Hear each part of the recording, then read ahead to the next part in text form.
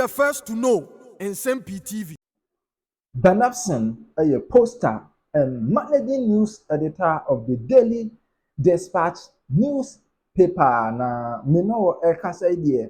Adia chen adia sanyina na ye ben 2024 na ye ben 2024 nso dia ene na 7th December adia se abato ebeba so na Alan Kwadwo Kyerematen de sisi e ose oye independent candidate and party afrafranto enti ababe John Dramani Mahama Dr.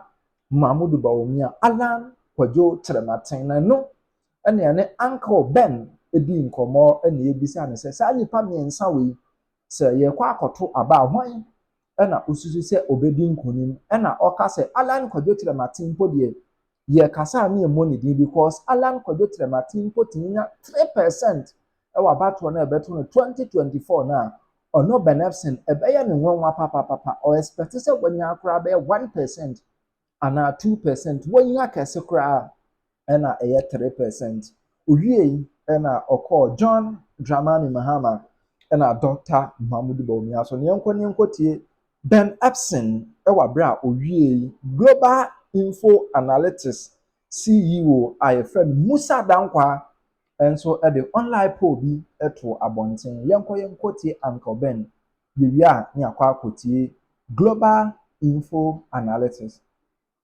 especially in the Ashanti region, could be that fatal for the NPP?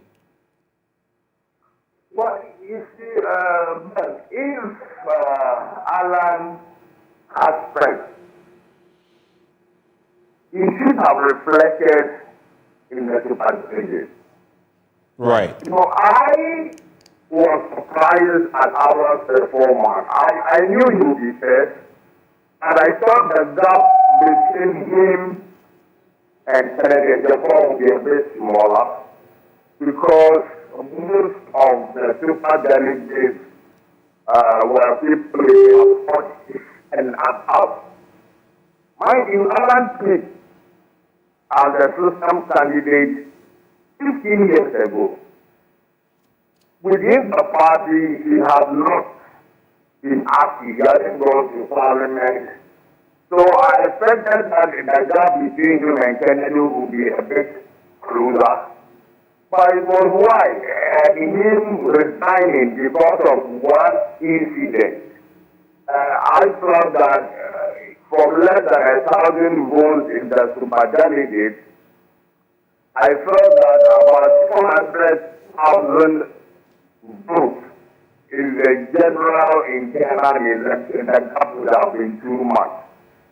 And I repeat then, if Alan Kyerematen gets 3% on December 7th, 2024, I will be very, very surprised.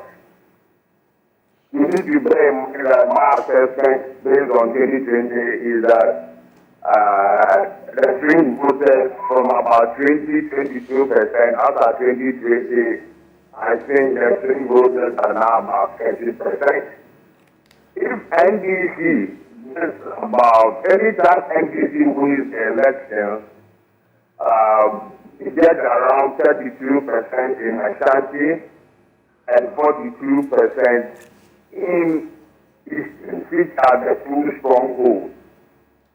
One of the NDC's feelings has been that over the last 3 elections, the percentage of their votes in the voter region has gone down by nearly 6%.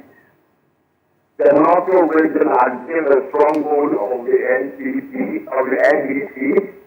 and over the last 3 elections, the NDC has appreciated by nearly 10%. But you could say same for the NDC in the Ashanti region. Yes, but I suspect that Alan is going to take count, mainly in the Ashanti region, to try and get some votes. And I'm saying if he gets 3%, 11% given to him, you know, there's been people who got independent, and, crews are like pregnancy. Some pregnancies are terminated along the way. If Alan, I repeat, gets 3%, far from the 11% they're producing, I'll be very surprised. Between now and July, we have proposed that of the NDC and the NDC. Alan is out. You look above 3%, I'll be very surprised. Hold for me, Mr. Ephson. Musa Dankwa, how do you feel about that? Especially as per your polling on the ground, Alan is getting upwards of 11%. In the online polls we have seen, he was getting anywhere from 6.1 to 9.9%. Your poll gives him even more. Now, Ben Ephson, on the other hand, says he would be surprised if nationally Alan Kyerematen were even able to get 3%. What's your reading on that? Do you think he would get more? If you look at the dynamics of this race, no election is the same. You can't take 2012 election and say, oh, because it happened there in 2016. Every election is different. And every election must be seen on its own. History, yes, may serve as a guide, but just as a guide. The voters who were voting in 2016, 2020 are changing. They're not the same kind of voters. Now, let me tell you what is working for Alan in this case. There is despondent among MPP sympathizers about how the government has performed. And they would have otherwise not voted at all if Alan was not in the race. Now they have Alan in the race to vent their anger against the party by voting for Alan. Now, secondly, look, we can deny these facts. There are people who are going to be saying that, as for me, I won't vote for any ordinary. Yes, there are people in Ghana who are going to be like that. So there are people who are going to play the ethnocentric card. There are those people. Absolutely, absolutely. For those people, they will neither vote for Mahama nor Baumia. They have option. And that option is Alan. We have them in this country. And there are those who play the religious card. And if they are Muslims who want to vote for Baumia because it's a Muslim, that card will be played. And there are those Christians who said, I want somebody who is a Christian who shares the same belief like me. And they will vote Christian. We should not discount these elements. We've seen that in the polls. It is going to work out. And it's going to play out. So for you to say that Alan will do 3%, look, if you even take, let's say, Alan doing 10% in the Ashanti region. 10% in the Ashanti region is quite big number because about 4.3 million people voters are in the Ashanti region. Use that number and see what proportion of that nationally would that be. So mathematically, what he said is probably backed by facts and figures that we have seen. We work with the future. We don't dwell so much in the past because the past has so many things that will be different. The economy is not performed. Jobs are very bad. There is issue of corruption and educational challenges. These are things that people are going to use to vote. And at the moment, it's not going to adhere to the ruling party unless something changes between now and 2024. And these are the reasons why Alan is stealing away some vote in 2024. All right. But Ephson, it's interesting because I'm giving each one of you a bite on these issues.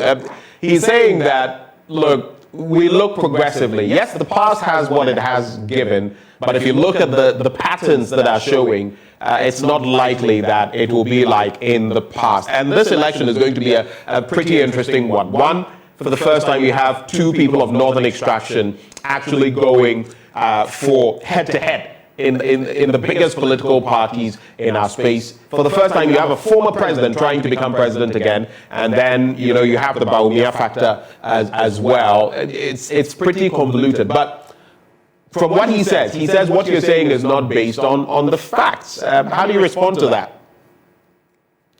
Yes, about 3-4% vote on ethnic basis, but a lot would depend on what the swing voters decide to do. You must get enough votes in your stronghold. The two will have to battle on the 2-3 swing regions of East, Central, and West. So getting enough votes in your stronghold is important. The selection of running mates is going to be a factor.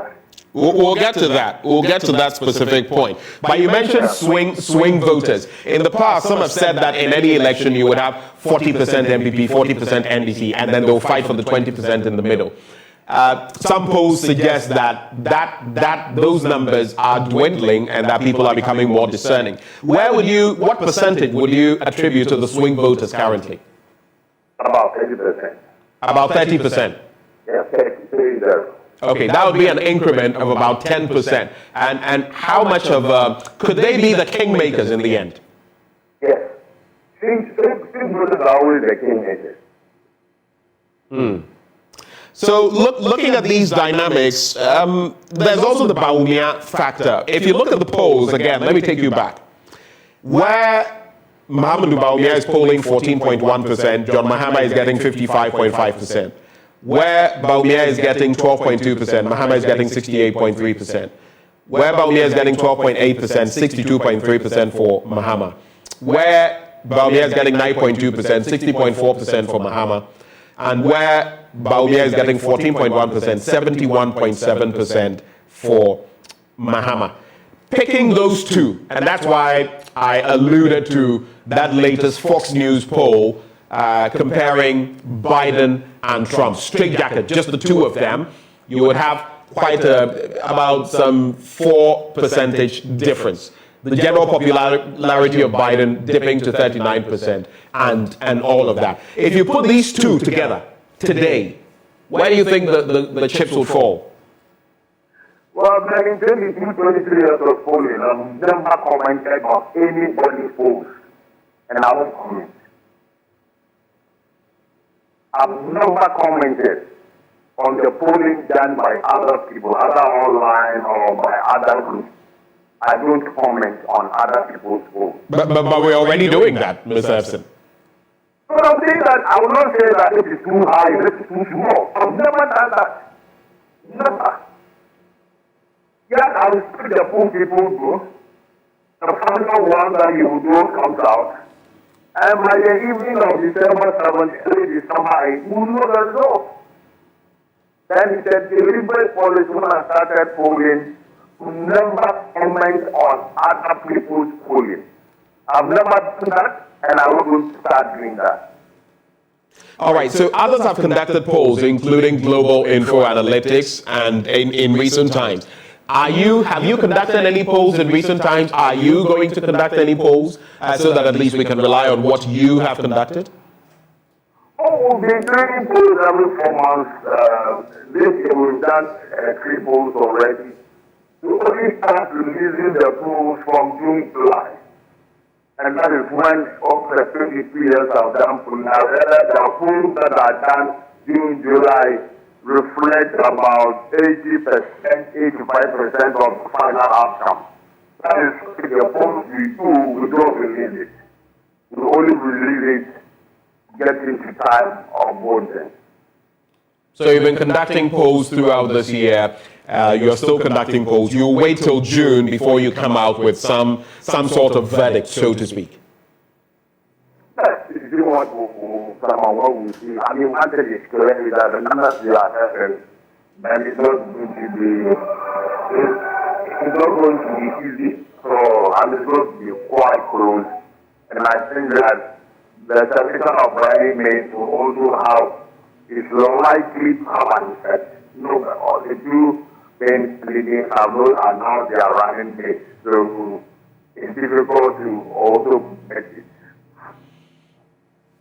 Do hold for me, Mr. Ephson.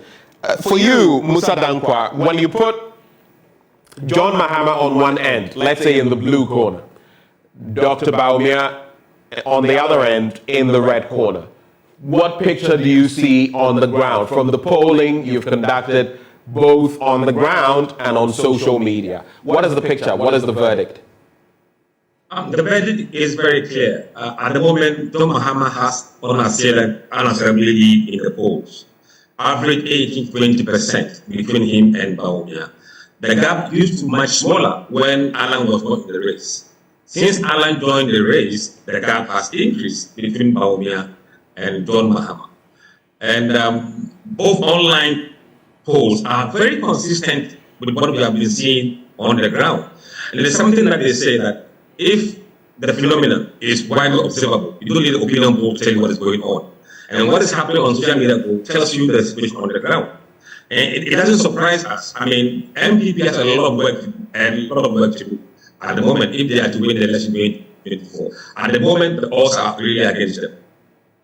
And the EIU, among others, international polling, have also come out to say that the chance of the former president, John Dramani Mahama, winning power again is higher than of the MPP, especially on the back of the economy, retaining power. But something that has been said is that if the MPP is able to turn the economy around and do a number of things, then that could, bring up a pretty tight race. But even as we talk about these, then I'd like to bring in the bit about running mates. Ben Ephson made mention of it. How